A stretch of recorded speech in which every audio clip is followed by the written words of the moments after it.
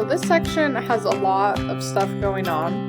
The first thing I want to look at is domain and range. So domain is when you have a function, it's all possible x values.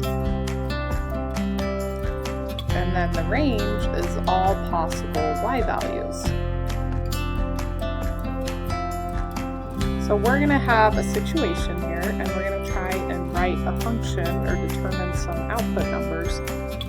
And the domain is going to be all real numbers between 0 and 31, all real numbers between 14 and 489, positive real numbers, or all real numbers.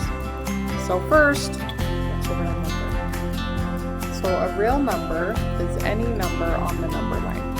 So if I have a number line, a real number could be 0, it could be 25, it could be 1, it could be pi. So it's any number you can put on the number line. So here we have 0 to 31, 14 to 489, positive, and so all real numbers would include negatives. We're talking about all numbers. Okay, so let's get into the actual question. You want to rent a tent for some camping.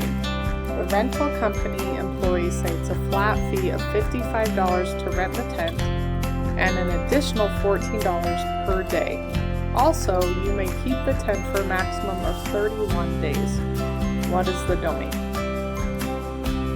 Okay, so let's look at what we're doing. We go and we need to rent a tent. And they're like, okay, the tent's $55 to rent, just to take it.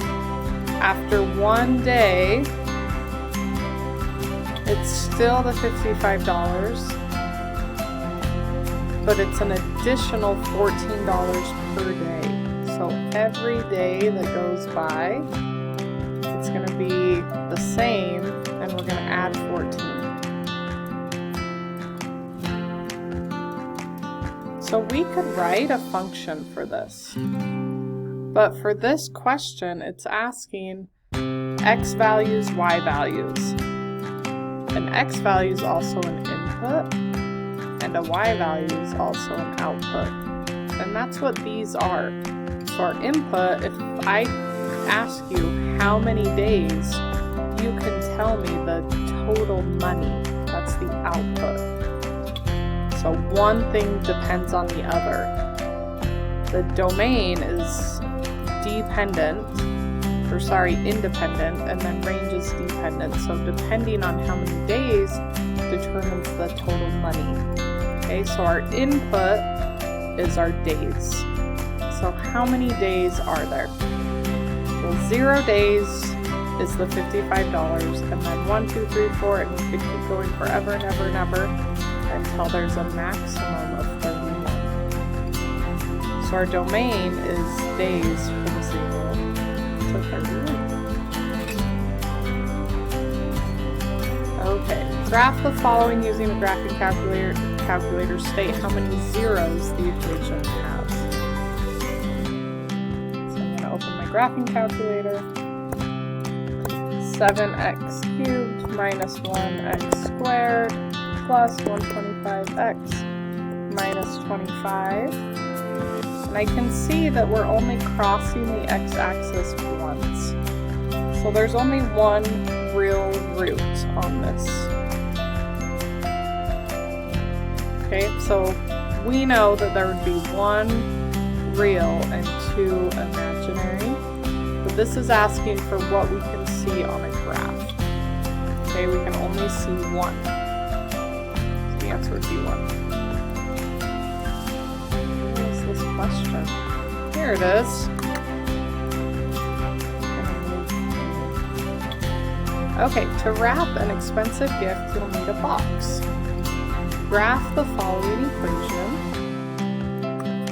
which represents the volume of a box made from a rectangular cardboard sheet, 12 inches wide and 20 inches long, from which a square is cut from each corner, and the side of the box are folded as shown. The value of x represents the side length of the square cut out. Okay, so these are our three sides, length times width times height. but it can change. That's why we have an X in there. So it's telling us to graph this equation. Oh, that's your Canvas course. You don't want that. Well, we do later. 12 minus 2x, 20 minus 2x, and x. So this is kind of hard to see, but this is a graph that goes up forever. Not forever. We're looking for the maximum. Sorry, I keep having to move me out of the way. So we're looking for a maximum here. So you could come up, and this part goes up forever because it's an x to the third power. So it's going to go up forever and ever. It's looking for this point. This is called the maximum when it goes up and then comes back down. This line's never coming back down, so there's not going to be a maximum. The maximum has to have a point, up, down. Okay, so this means when x is 2.427, then the y, the volume, is 262.682.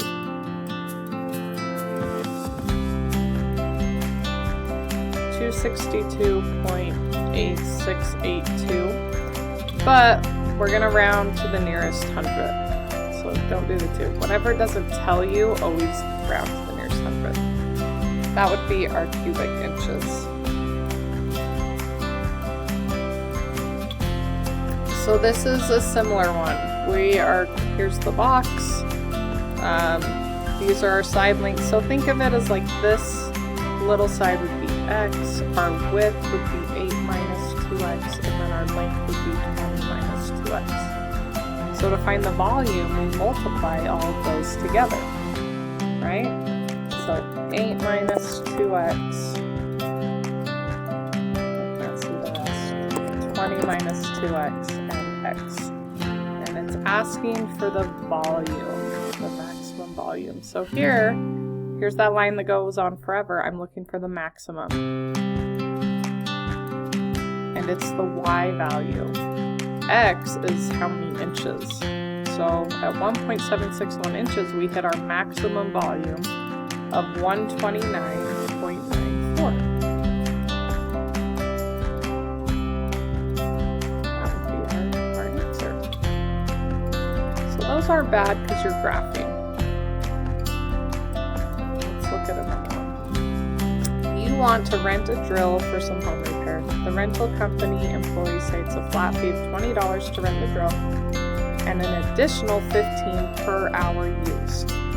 Also, you may only keep the drill for a maximum of 30 hours. How much will it cost for you to rent the drill for the maximum time? So this is kind of like our other one, but now we need a total cost. Okay, so we take the drill, it's $20. For each hour, it's 15. So I have the drill for an hour. I paid the $20 plus the $15 for the hour. If I go 2 hours, it's $20 plus the 15 for the first hour plus the 15 for the second hour. 3 hours, do you see the pattern? $20, 15 for 1 hour, 15 for 2 hours, 15 for 3 hours. And it's asking how much would it cost to use the drill for 34 hours. So I'm going to write a function here. This 1 hour I could do 15 times 1. When I have 2 15s, I can write that as 15 times 2. When I have 3 15s, I can write that as 15 times 3. So notice that the 1 goes with 1 hour, right? The 2 goes with 2 hours. The 3 goes with 3 hours. So if I want the 34 hours, I'm going to take 15 times 34. But I still have to add the 20. So 20 plus 34, or $15, 34 times. So $530 would be the total cost to rent the drill for that long. And actually, you don't need to put in the money. You would just type in 530. Okay, the police department uses a formula to determine the speed at which a car was going when the driver applied the brakes by measuring the distance of the skid marks. The equation D equals 0.0022 r squared plus r models the distance in feet traveled after applying the brakes in a car moving r miles per hour. Okay, so D is distance, R is speed. How long will the skid marks be if the car is traveling 35.68 miles per hour? Round your answer to the nearest hundred. So we were just given the speed. Miles per hour is the speed when you drive a car. Okay, so when we have R, we're going to put that in for R. So in my calculator, I'm going to put in 0.0022 R, 35.68, squared plus R again. And that's going to tell us the distance of the skid marks. So let's put that in, just like that. 0.0022 35.68 squared plus 35.68, which is 38.48 rounded to the nearest hundred. That's our answer. So that one's just plugging it into the right spot. Graph the following using a graphing calculator. Identify all of the roots of the equation. More than one answer may be correct. So I'm going to go back to my graphing. 27x cubed plus 16x squared plus 48x plus 29. And I am way up here, so I hit home to take it back. So I see 1 at negative 0.6. And that's it. So for this particular one, there's just one real root. Right there. Oh, we have another one. So graph again. 27x cubed again, so we're going to lose that. Minus 53x squared plus 27x.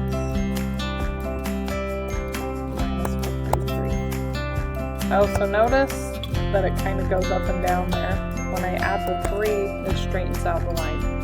So this one only has one real root, 2, and it's 1.963. I wonder if they're rounding it, because that one's not on here. So I'm going to round up to 2 on that one, because 1.9 is not there. And that squiggly line with the equal sign, that means approximate, and that means round. Actually, that sign. Identify the range. So I'm going to graph this so you can see what it looks like.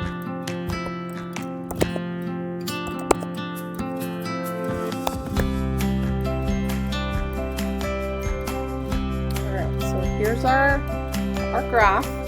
And let's just remember that range is possible y values. So let's go to the graph and look at our y value. Right here, we're starting at 12. Okay, y equals 12.